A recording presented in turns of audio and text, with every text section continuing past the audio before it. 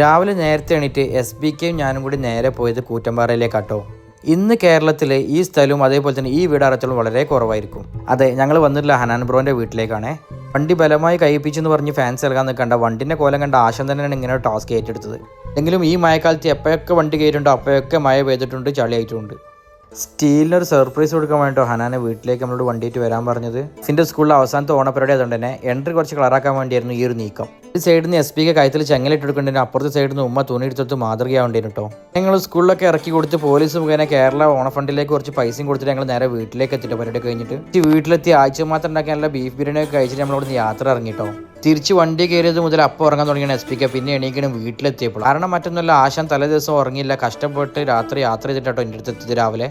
പിന്നെ ഓനെ ഉറക്കത്തിന് എണീപ്പിച്ച് യാത്രയാക്കിയ ശേഷം വേങ്ങരയിലെ ലാർജസ്റ്റ് പൂളിൻ്റെ ഇനാഗുറേഷനിൽ നിന്ന് അങ്ങോട്ട് നേരെ വിട്ടു. വേങ്ങരയിലുള്ളവർക്കും പുറത്തുള്ളവർക്കും ഒരു ഇൻഫിനിറ്റി പൂളായി തന്നെ പറയാം. അത്രയും വലിപ്പം വൈബുള്ളൊരു പൂളാട്ടോ ഇത്.